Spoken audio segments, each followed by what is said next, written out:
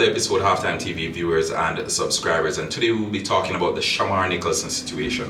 Now, Shamar Nicholson was obviously left out of the World Cup qualifying games where Jamaica will be playing the British Virgin Islands as well as Guatemala. The first of those games will take place over the weekend in the British Virgin Islands. The Reggae Boys are already there, they already had training session, etc, etc. I did a video on it because I believe Shamar Nicholson has done enough for the Reggae Boys to deserve at least a place in the squad. And there were some folks who were saying Shamar Nicholson isn't good or isn't on any bit of form or whatnot, but I'm sure there are players in this current squad that you could pull out that you can look at and you can say, okay, Shamar Nicholson has done more for the Reggae Boys than this particular person. And tied to that, those players aren't having the greatest of seasons either. So Shamar Nicholson, I think, in my opinion, I thought he was hard done in that. Now, fast forward to a couple of days later, I did a little bit of check because there were some rumors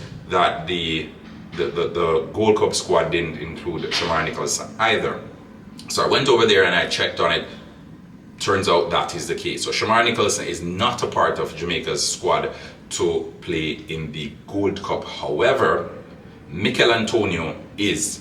And again, Michail is a fantastic player on his day. 35 years of age, has had a wonderful career with West Ham across multiple positions. But if you have been following the news, you would have known that Michail was in a car accident, last year?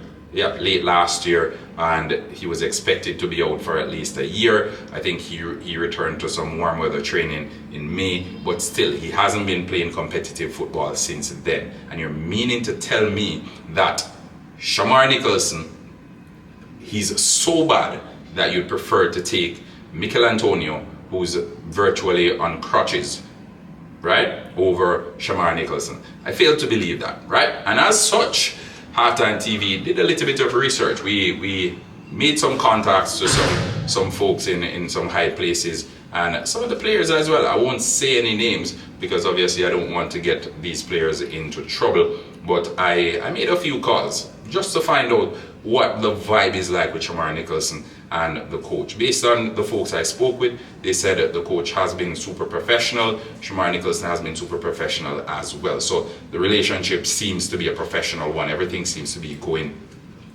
smoothly. Then what is the issue? Because if they have professional relationship, if everything is going smoothly as it relates to their professional relationship, quote unquote, then what is the problem? How come Shamar Nicholson isn't getting a game for Coach McLaren? How come Shamar Nicholson is not even being included in the squad? Anyway, so a little birdie came in and said in the last game that Jamaica played in Jamaica, the St. Vincent and Grenadines game, the 93rd minute, I believe it was, Shamar Nicholson was summoned. He was supposed to go onto the pitch. The coach called him up. Shamar Nicholson didn't feel as if it was... I don't want to say he didn't feel as if. Let me put it this way. Shamar Nicholson was going to be substituted 90 plus minutes into the game, right? He told the coach that he wasn't feeling well. Kaheem Dixon ended up playing, going on instead of Shamar Nicholson, and Kaheem Dixon provided an assist for Ronaldo Cephas. Now, since that game, and this is what I have noticed, since that game, Shamar Nicholson hasn't been included in any of the squads that followed. And remember, this game, I believe it was in March this year. Right? So Shamar Nicholson's move to Mexico had just happened virtually, right? So I think that played a significant role because the coach summoned him. He said he may very well had said something. Maybe he didn't want to go on. Maybe he said he wasn't feeling well. Maybe it was a case where the coach felt as if he was good enough to go on there and to basically kill the game off or something, or he wanted to waste some time with the substitution. Who knows? I cannot share what the thought process is of the coach, but I can only say Shamar Nicholson, considering what he's done, 50 appearances for the national team, he's scored 19 goals, 20 goals, 19 goals thereabout, and being summoned in the 92nd minute to go onto the pitch when there was, I think there was 4 or 5 minutes stoppage time. Maybe he thought to himself that I'm senior enough in this team and this what the coach is doing now is basically a lack of respect. I don't know, but players tend to interpret it that way. Right, so I'm gonna turn it over to you, the Halftime TV and viewers and subscribers. Do you think Shamar Nicholson's situation may have caused him to be in this current predicament? Could it be a case where the coach called on Shamar Nicholson to go onto the pitch, and based on his reaction, the coach decided that, hey, Shamar Nicholson is not in my plans because maybe his attitude, because of the reaction, maybe it's I don't know, we realize that he's not a team player, because if you're a team player, you should be willing to go onto the pitch even if it's a 95 minutes of 96.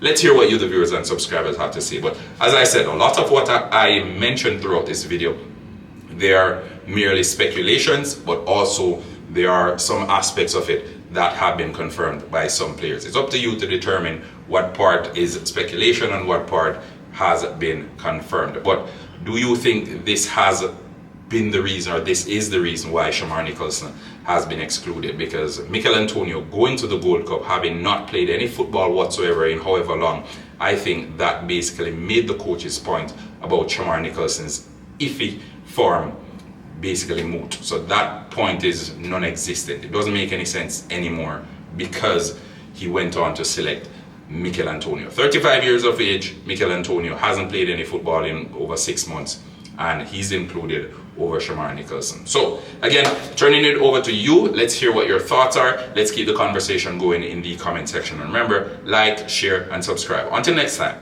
peace.